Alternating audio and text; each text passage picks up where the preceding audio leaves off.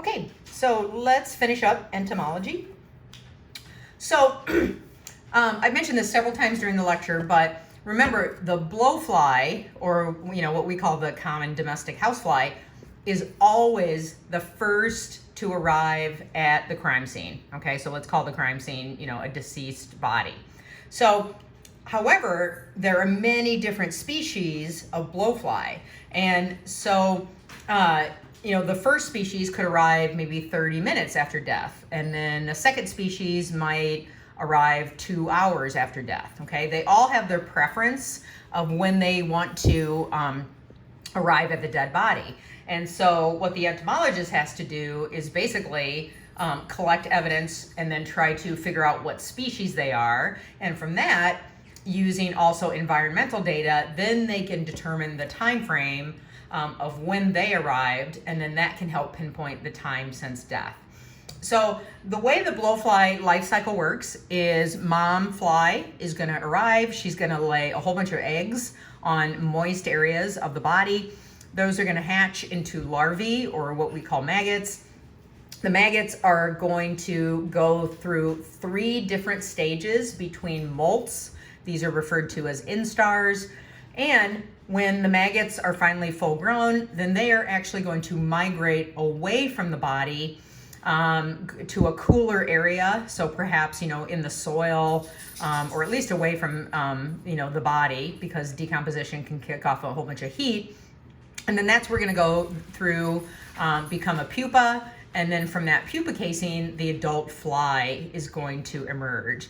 So remember, a lot of times entomological evidence gets overlooked at crime scenes because the pupa casings, which are eventually turn dark brown, are confused usually with rodent droppings, but sometimes cockroach egg sacs, ugh, gross, look like them as well.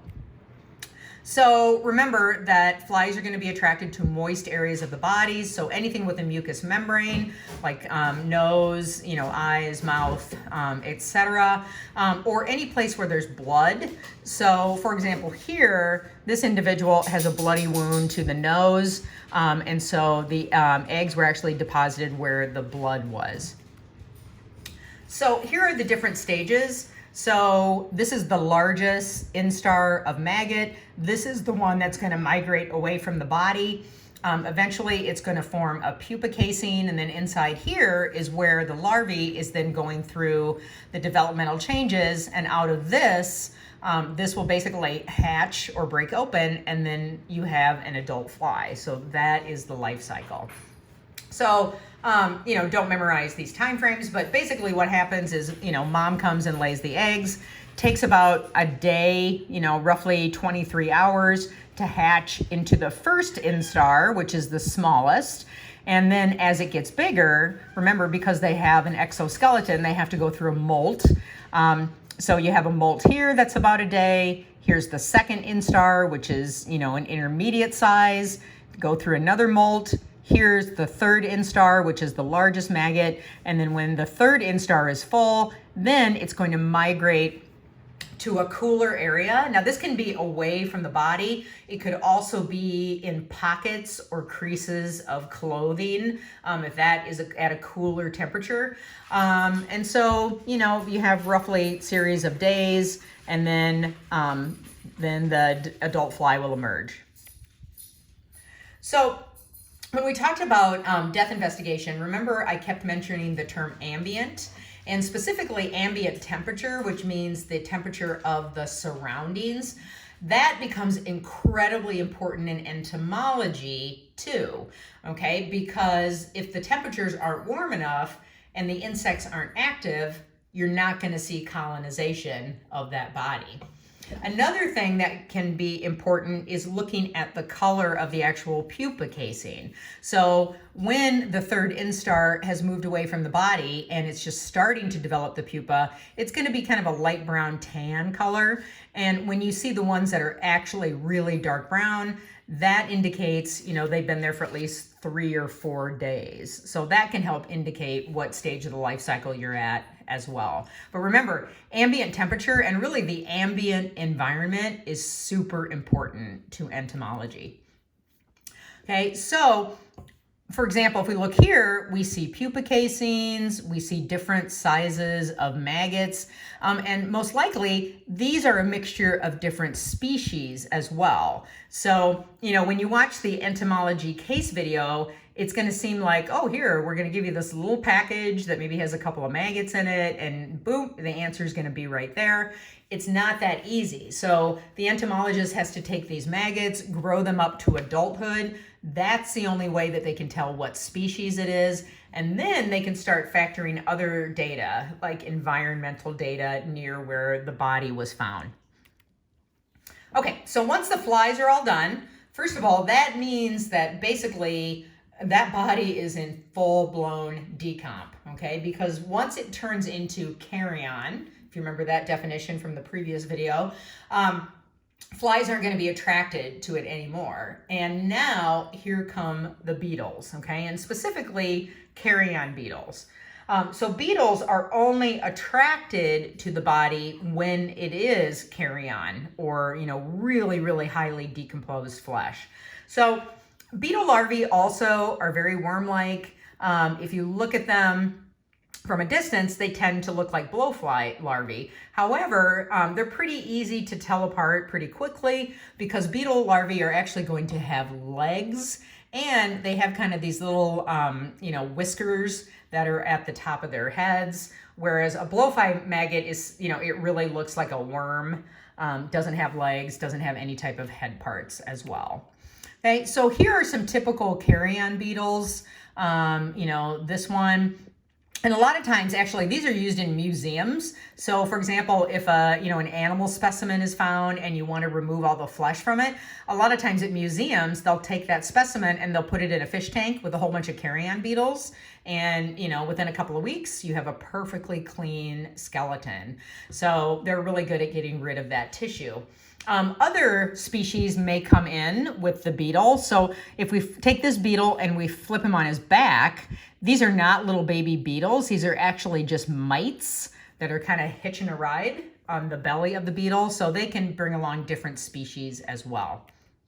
And you can see here's what I'm talking about where, yeah, they do look pretty worm-like, but pretty soon they develop color. Here's their little teeny tiny legs. Here's those little kind of whiskery head parts that I was mentioning. So for trained entomologists, it's pretty simple to tell them apart. And then finally, once the beetles are done, then you have species like gnats, mites, moths, different species of flies that are not blowflies that have weird names like coffin flies, humpback flies, soldier flies. They're not a typical blowfly. And these tend to be species that are attracted to really, really dried remains, hair, really mummified skin, clothing that may be with the body. So these guys come in, maybe up to a year after that body has been decomposing. Okay, so what type of data does the entomologist have to work with? Well, it's a lot. Remember back early in this lecture, I mentioned how a dead body at a crime scene is really an ecosystem, okay? And an ecosystem means everything that's living and everything that's not living in that area.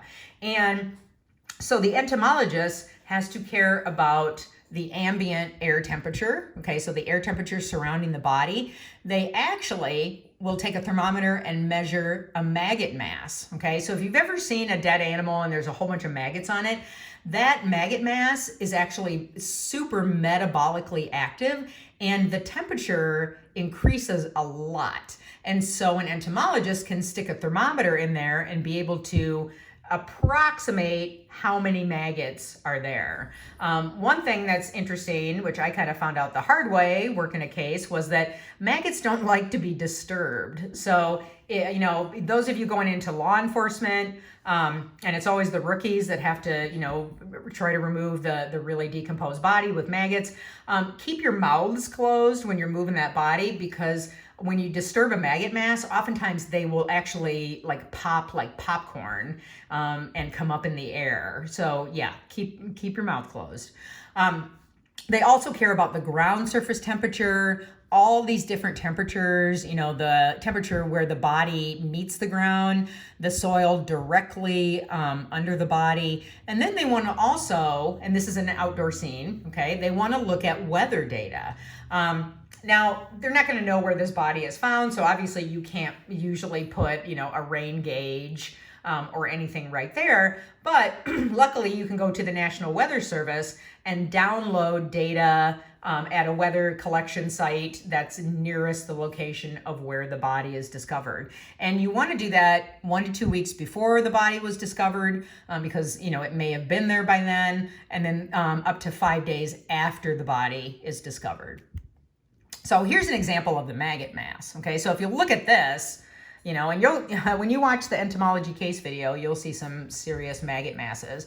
But what you notice here is that you've got little ones. So you probably got first instars, and you've got third instars and second instars, and all of those instars of a bunch of different species all growing in the same mass. So it can be quite complicated for an entomologist to separate all of these species out. But here's an example of how where, you know, they're taking the temperature directly of the maggot mass. And it's actually very close to human body temperature. And remember, human body temperature is going to fall until it reaches the ambient environment. So, you know, if the maggots have it up to close to body temperature, you know, that's pretty hot. That's a pretty significant heat increase.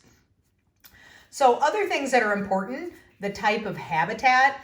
So every different habitat is going to have different species of insects. So is the body in an open field? Is it in a meadow? Is it in a forest where there's a lot of tree cover, and so the temperatures are going to be cooler? If the body is found in a house, is it a house where there's no air conditioning or no furnace? Or is it a commercial building where the temperature is constant and you have you know, an actual air conditioning or heating unit? If you're talking about a water environment, is it freshwater? Is it a stagnant pond? Are there a lot of currents? Is it saltwater? All of those are important. Actually, in a typical entomology kit, it will also come with a net, okay, to be able to capture flying insects and crawling insects that are at the scene. It's also important in terms of crime scene note-taking and sketches to note the position of the body, okay? So are there any parts of the body that are in contact with the ground? Or, you know, is the person hanging from a tree, for example, and doesn't come in contact with the ground? Also, what parts of the body are going to be in direct sunlight, because that's going to increase the temperature and make the insects more active. One thing I want to mention about pupa casings is, remember, those third instar maggots, once they get full, they're going to migrate away from the body or into basically a cooler location so that they can then go through metamorphosis. Well, these maggots can actually move a significant distance. So if you want to collect pupa casings, you're probably going to want to take some soil samples out to 20 feet away from the body, okay? Because even though they're little, over time, they can move a great distance. So, you know, don't think that the pupa casings are going to be directly surrounding or really near that body. Go about 20 feet out and take soil samples. Okay, and I believe this is our final slide. So this just kind of summarizes things that need to be collected for an entomologist. So it's a lot of stuff, okay? You want to have maggots that are put into alcohol, and so you kill them. You want to have ones that are kept alive, grow them up so that you can determine the adult species. You want to collect pupa casings. You want to use a net to collect flying, crawling insects, soil underneath the body. It's also important to note, of course, any wounds, but even here, the example that one shoe is on, one shoe is off, you've got skin exposed here. So potentially the maggot mass can move down here, but the foot where the shoe is on is going to offer more protection, and so there will probably be less insect activity. So even small details like that. Okay, so soil samples, living, dead, there's a lot of different data, and then combining that with weather data, humidity, wind, all of those different types of factors. So entomologists, I mean, it's a pretty data intensive discipline. And there's a lot of factors to be taken into consideration. It's not one simple look at one maggot under the microscope, boom, I can determine the postmortem interval or time since colonization. It's actually, pretty complicated. Okay, I believe that's it. All right, that's the end of entomology. Thank you.